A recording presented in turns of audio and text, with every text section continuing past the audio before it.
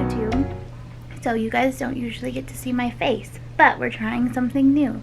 I want to try to do a little bit more face cam, probably just like video intros and things more than anything. Hi, I'm Sammy. I'm the person behind this channel. This is my craft room, and yeah. So, today, I wanted to start a new series on my channel, which means filming a little intro. So, I am going to show you something that lives under my desk, and has lived under my desk for quite some time.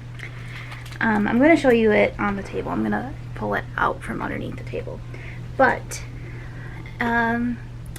it's going to be kind of the starting point of a new series I'm hoping here on this channel. And I hope you guys may find yourself in a... Well, okay, actually I take that back. I don't hope you guys find yourself in a similar situation, but I feel like I'm not the only one who has this problem. So, let me just get my setup going here and out of vlog mode, and let me show you what I want to do. Okay, so this is the thing. This is the box of things under my desk that has lived there for probably almost 5 years. Okay, I shouldn't say that. This particular box has not lived there for only 5 years. This particular box has maybe only lived there for about 3 years at this point.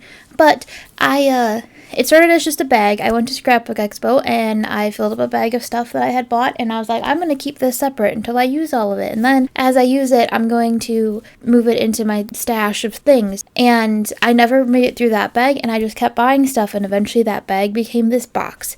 It's just one of those QB cloth things, like IKEA kind of things. It's not from IKEA, I think it's from Target, but still, it's like that. And this is all stuff I've bought and haven't used. And I feel like I see a lot on social media that there are a lot of people who end up in this situation with a ton of stuff that they haven't used. And, well, my heart was in the right place to make sure I used it, by keeping it separate. I was trying to keep it separated so that I would actually use it.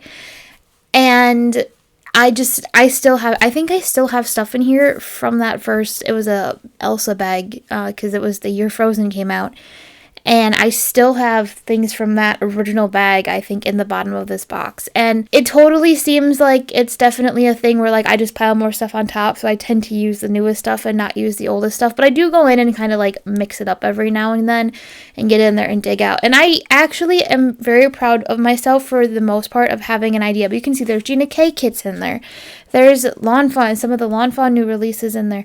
The last few Gina K releases are in there.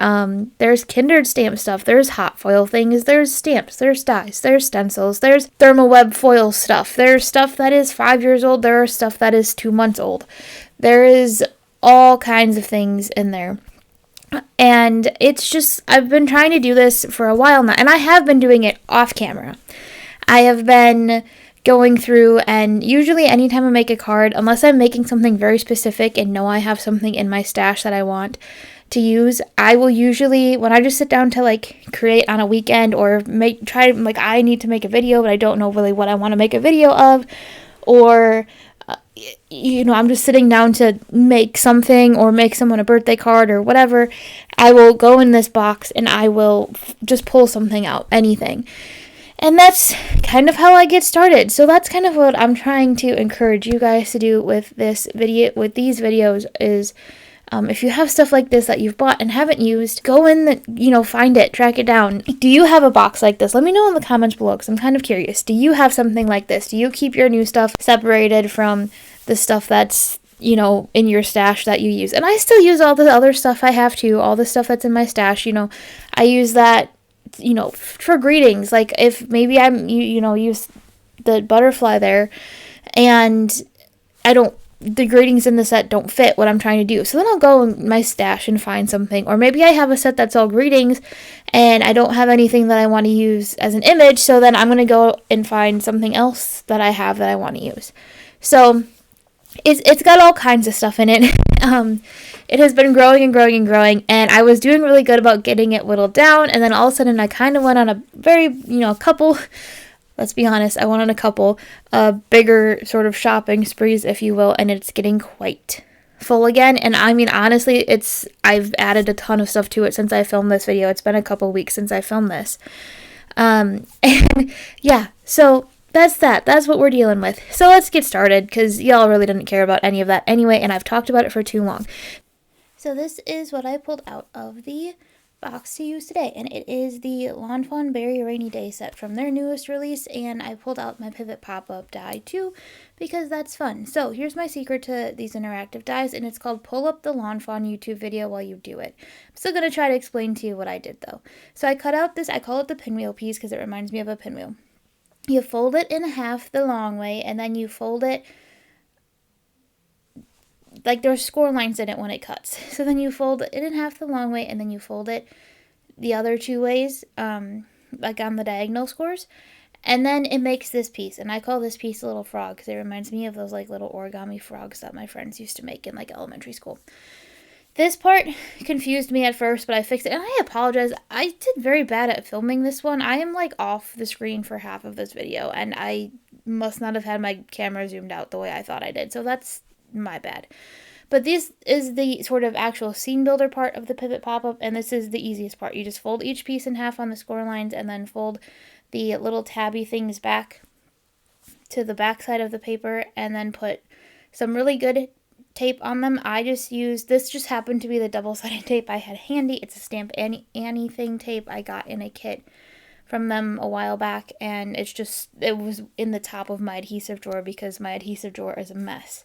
And it was the double-sided tape I had handy, so that's what I used. And it worked just fine. I really think any kind of like double-sided tape would work. Then you slip these two tabs together, and there you have the background of your scene. So I'm making kind of a park kind of scene, so I used this blue pattern paper that I had around just to sort of be the sky.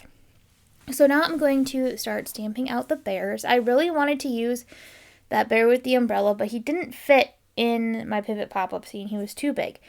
But I actually do go back and stamp him again later and use him on the front of the card just because I really, really wanted to use him. So I stamped a bunch of the little bears from the set. I stamped some of the puddles, and I stamped the two frogs, and then I used the free gift with purchase that Lawn Fawn had for the slash release. There's another little like rainy day bear in there.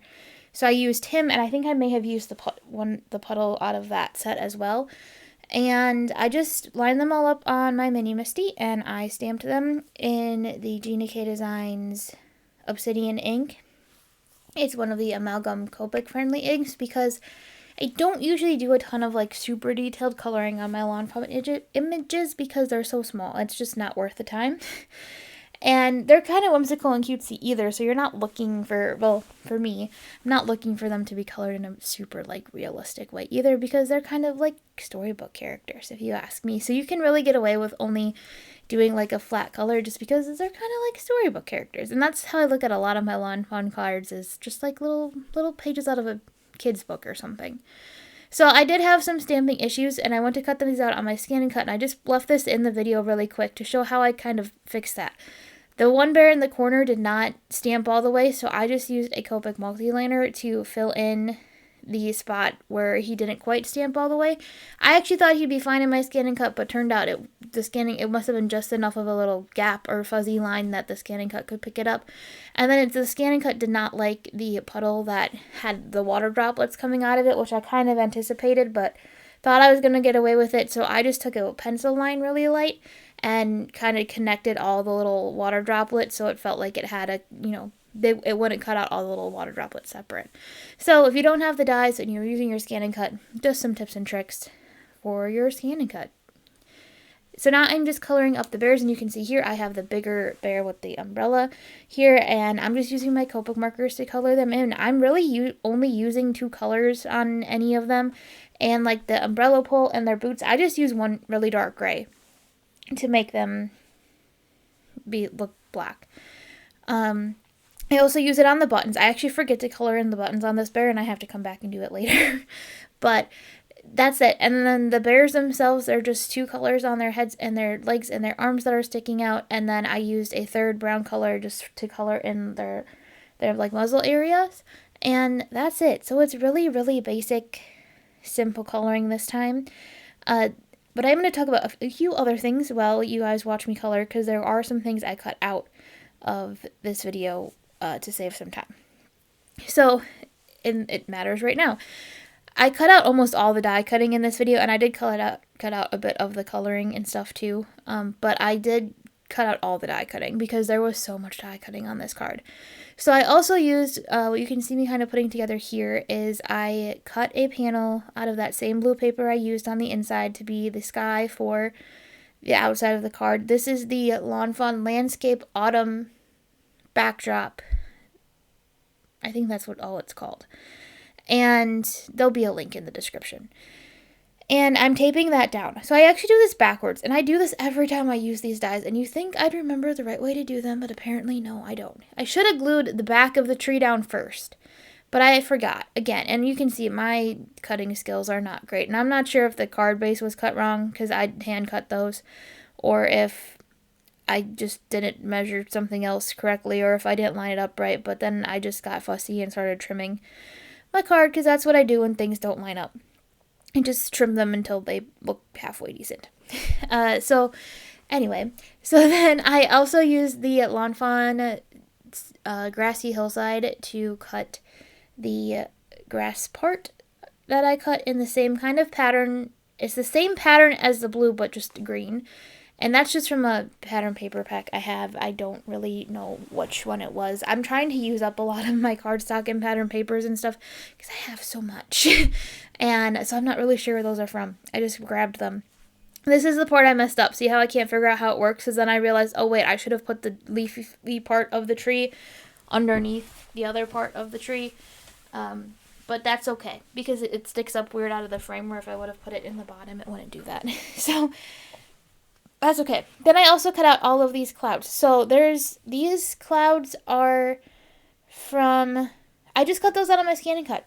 The other clouds are from a die set. These ones I just cut out on my scan and cut because I wanted bigger clouds for the front panel. Oh, and the road die that's in there is the Lawn Fawn Simple Roadside. I forget. It'll be linked in the description. My handy dandy ink stand. And some Gina K Designs Stormy Sky ink to just add a little something to the clouds. I again, gray paper from my stash, so I don't really know where that's from. I want to say it might be Simon Says Stamp Fog, but I'm not for sure. It could just be a gray paper pack I bought from Hobby Lobby too. I don't know.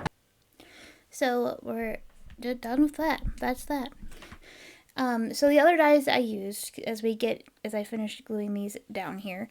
The other dies I used were the Lawn Fawn Shadow Box dies. Some of the trees and things that go on the inside of the pivot pop-up panel thing are from that as well. So I decided that I wanted to add a little pop-up to the front as well. And here's a fun fact about me. I don't like foam squares. They're not my favorite things to use. These happen to actually be foam circles, but still, I'm not a big foam tape person, but I was in the mood to try something different today, and I also ended up hand delivering this card, which made it even easier. So I just pop up the front two clouds, because when I laid them out, they just were getting kind of lost if they were all flat. So I thought that worked better, but then I ended up having to pop up my bear too, because my bear did not fit over the clouds when I put him where I wanted him to put. Wait, what? When I put him where I wanted to put him, he couldn't go under the clouds. I needed him to go over the clouds, so he had to get popped up on some foam squares too. But that's okay. He's cute. I'm really glad I found a place to use that bear, because I really wanted to use that umbrella bear. So then I think what I'm going to do in this next part, I don't remember what I do first, I'm not going to lie. The next thing I do is, yes. So I'm going to bring out, I want this to be a birthday card. So I went to get my Gina K Designs Let's Celebrate kit, which this video was supposed to be out before it got her next release and it got taken apart, but I was not quick enough. Oops. So I'm using the birthday bash stamp set out of the kit. The stamp set's still available, the kit's just not available anymore. So I'm going to use one of my favorite things about this kit, even about this stamp set, is the coordinating dies for this time have the coordinating dies for this one include dies for some of the greetings that are in there. I am a sucker for greetings that have die sets. I love being able to cut them out and pop them up and all that kind of stuff. Now, the one for the die for this happy birthday one is kind of weird in terms of the Y cuts out separate, so you could go like happy birthday, yay kind of thing. Move the Y down and turn it into yay.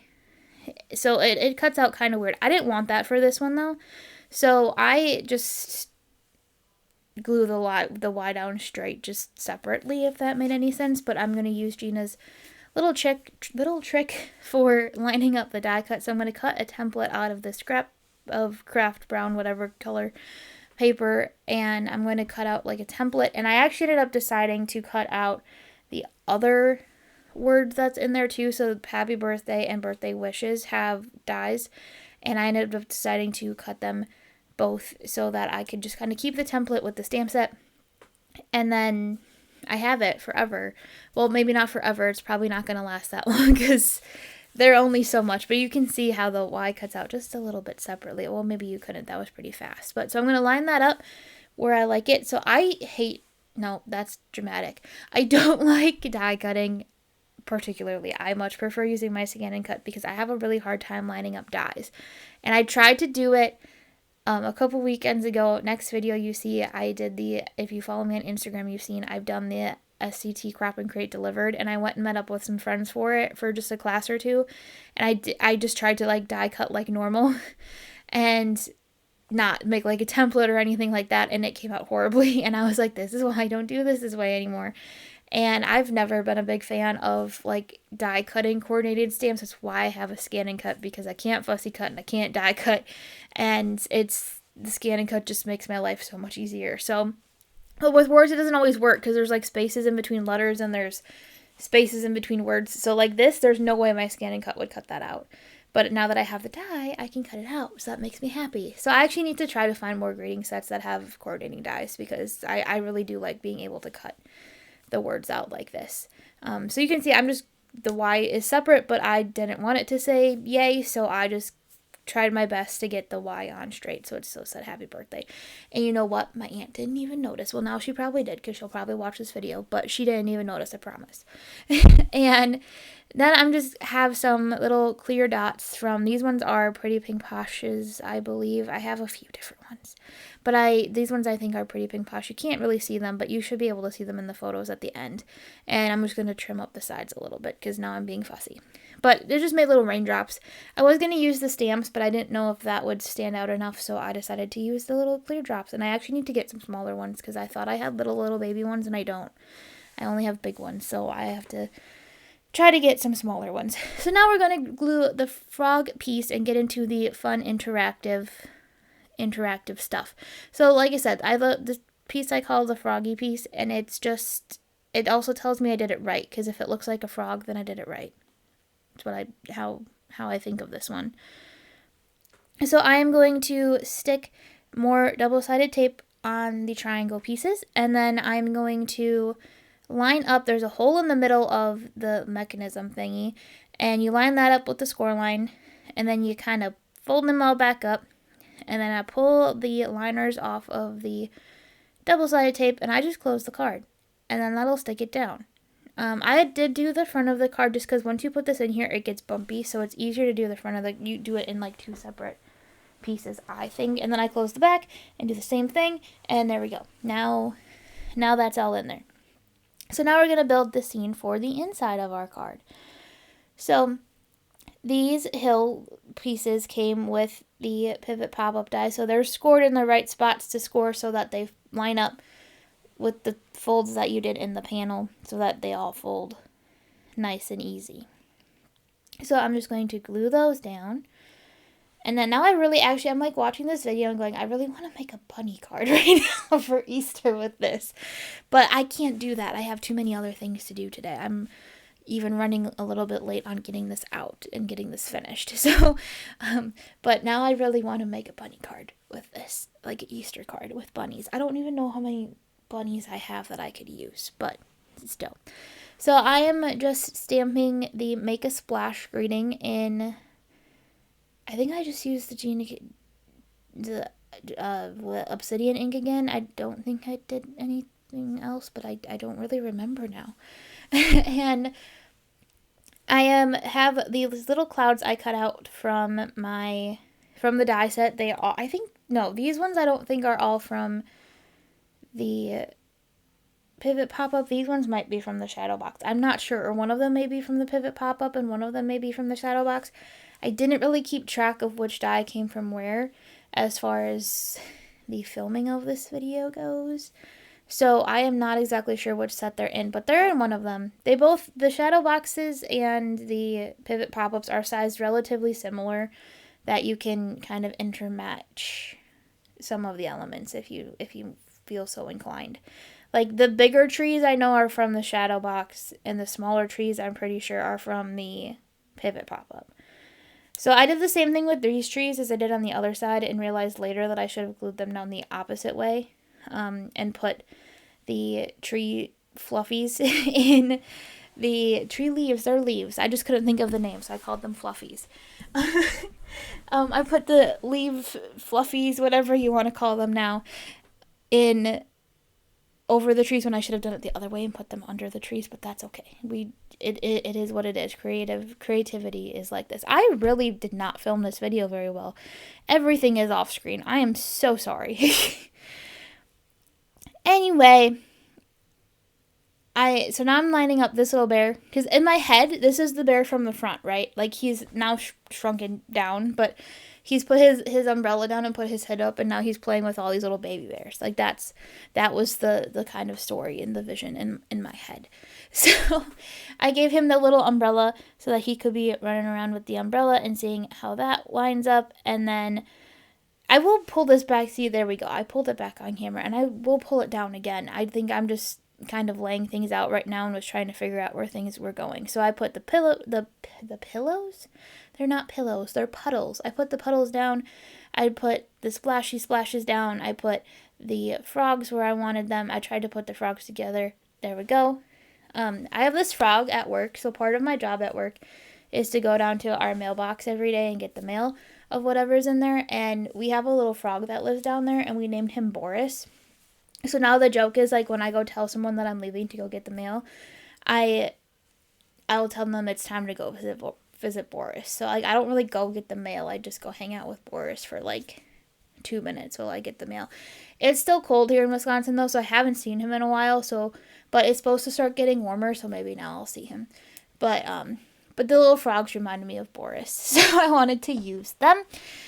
And I say he's a little frog. Boris really isn't that little of a frog. He's a pretty big frog, but he just, like, chills. There's like a kind of like a ditch thing right by the mailbox at work, and he just, like, hangs out in the little water. It's cool. And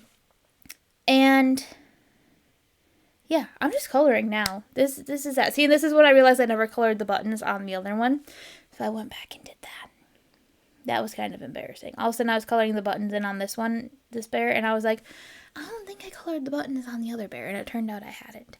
So now he matches perfectly, and I think I do, one of the baby bears is in blue, one of the baby bears is in red, and one of the baby bears is in green. And the water, I ended up just coloring them blue.